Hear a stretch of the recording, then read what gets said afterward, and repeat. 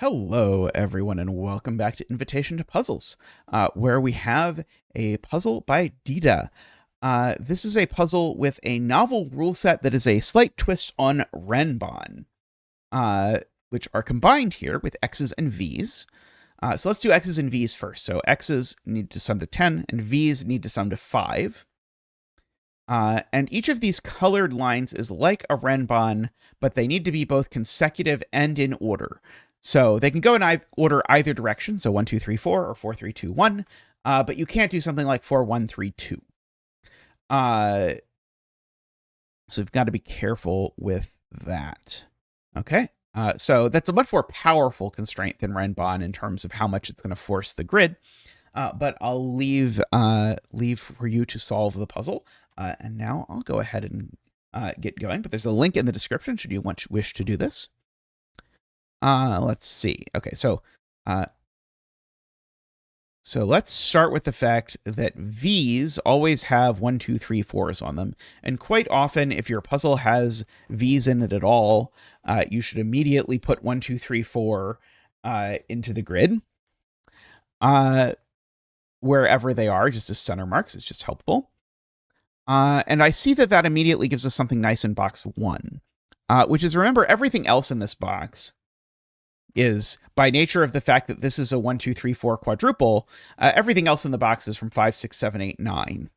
Okay, and so this pair of digits being consecutive kind of gives up the whole goat here, because the only 1, 2, 3, 4 number that's consecutive with a 5, 6, 7, 8, 9 number is a 4 here and a 5 here. And now, actually, because of the way this line works, because I've locked in the 4 and the 5, I can actually lock in the 6 and the 7. The 4 goes with a 1, and so these are a 2, 3 pair, and these are an 8, 9 pair going over here. Let's see. Oops. Okay, and so now we've got a 2, 3 pair over here. And now we have a similar deduction, but slightly trickier, which is that this digit can't really be a 2. Because if this digit was a 2, the 3 would immediately get plopped over there. And that's a big problem because I can't go down from the 2. If this is a 2, I'm definitely going 2, 3, 4, not 2, 1, 0. And so this being a 2 just breaks because it puts the 3 that the line would need off of the line. So in fact, that's a 3 and a 2. And in fact, the presence of the 2 over here actually tells me which direction to go. Namely, I can't go 3, 2, 1 because it would repeat the 2, so I have to go 3, 4, 5. Okay, so this is not a 3 or a 4, and therefore this is not a 1 or a 2, just because 1 plus 4 and 2 plus 3 are the ways to make 5. Okay, this X is now only 1, 9. One way to scan this is to note every X has a low digit, a 1, 2, 3, 4, and a high digit, a 6, 7, 8, 9 on it. For that matter, I could even use that to fill in like 6, 7, 8, 9s in these digits, and even pare those down slightly if I wanted. I don't really want to, but I sort of committed to the bit, so now I'm stuck with it. But that's particularly relevant for scanning. When you see 3 low digits or 3 high digits looking at an X, then you know what the X is. So in this case, the low digit is a 1, the high digit is a 9, and actually because of that one, we know the 1 and the 9 go in that order. Okay, what digits are left in this box? We've got just 6, 7, and 8 left. And apparently this one is the 8 of those, so that's going to give me a 9 and an 8 over there. And now actually through this XV chain, we have this 9, 1, 4 over here. Okay, so that's not a 9. This isn't a 4. Not a 1. That's not a 9.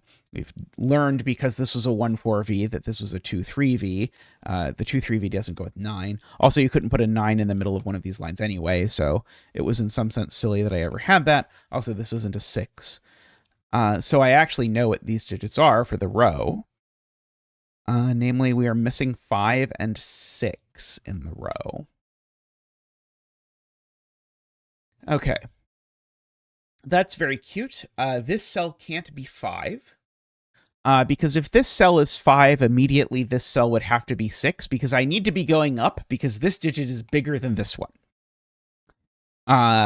Just by virtue of the candidates marked to them. So this can't be 5. It would put a second 6 in this column. So in fact, this is a 6 going into 7, going into 8, going into 9.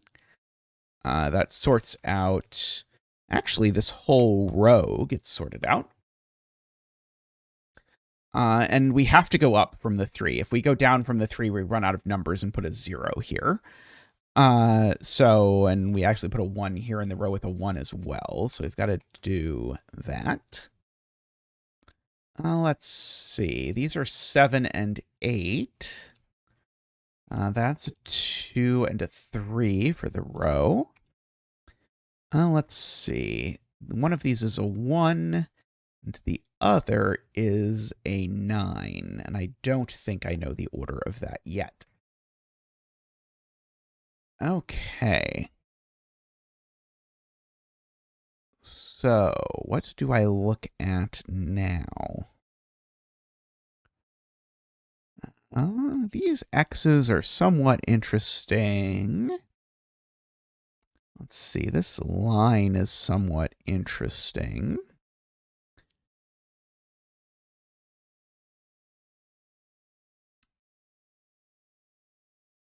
Okay, I'm going to write in the quad here just to see. So 1, 2, 3, 4, 5, 6 is what's left here. So this cell is actually a naked 1, which seems very noteworthy. Which means that these cells down here are 2 and 8, which certainly go on the X, and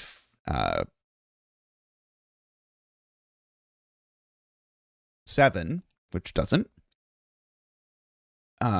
Also, I guess there is a 7 down there by Sudoku. I could have done this. It would have been much cleaner, I think, if I'd have done this by noting that 7 by Sudoku was in these 3 cells, but not on the X, so the 7 was there. It would have been nicer.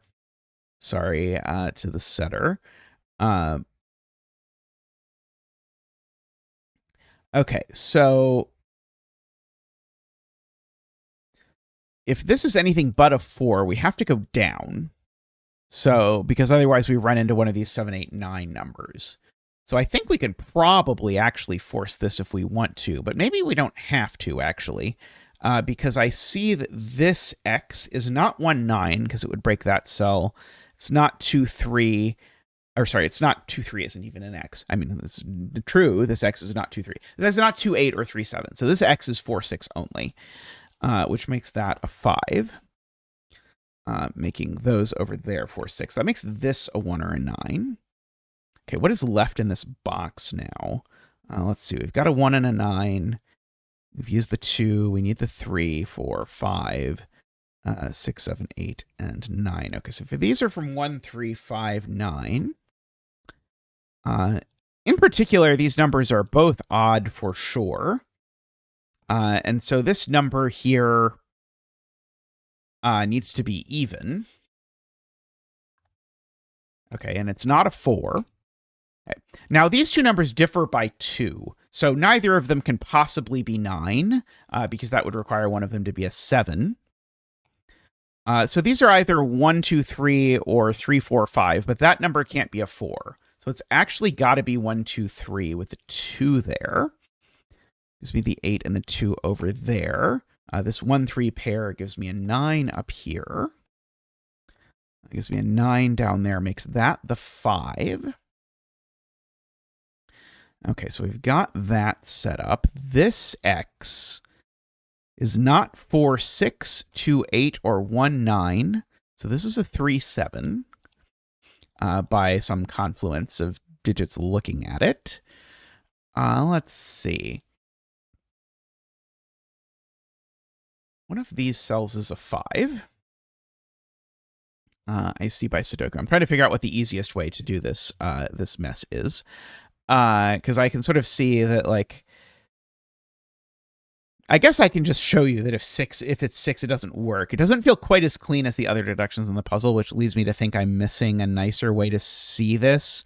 But if this is a 6, I'd have to go down, and then it'd go 6, 5, 4, and I've repeated the 4 in the box. So it can't be a 6. It's got to be a 4.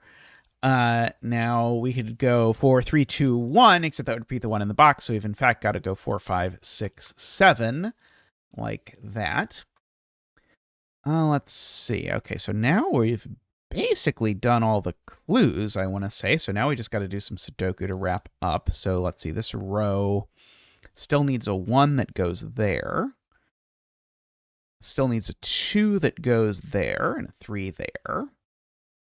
These look like an 8 and the other thing, which is a 2, except I put them in the wrong order. Let's put them in the right order. That'll be better. These are 3, 4, and 9. That's the 3, so these are 4 and 9 in that order. Okay, over here, looks like 4 and 6 are my missing digits. They're going to be problem children, I can tell. These are 5 and 8. I still don't know what order those go in either. What about over here, where I've got another column that only has 2 cells left in it? One of these is a 3, and the other is not a 7. The other is a 6, so these are 3, 6. Okay, wonderful. Let's see. What about this row? Maybe this row will be somewhat fruitful. Got the 2, 3, we need a 4, we've got the 5, we need a 6, we've got the 7, 8, and we need a 9. Okay, that was fruitful because now I get that that is a 9, that's a 1, and that's a 4, which then begins to unwind all of this nonsense that was happening over there. Okay, now I can fill in these. One of them is a 2, and the other looks like a 9. Let's see, 7 and 8 here. And we need one of these to be a 1, and one of them to be a 5. Voila. Alrighty, so thank you, everyone, for watching. I haven't done a whole lot of puzzles with novel rule constraints in them in this series, but let me know what you think about that down in the comments. I can certainly do more of them if people are into that kind of thing. I do think this is quite a fun rule to play with, so I'd encourage you to play with it as well if you like making puzzles. But thank you to the setter, and thanks to everyone for watching. Bye for now.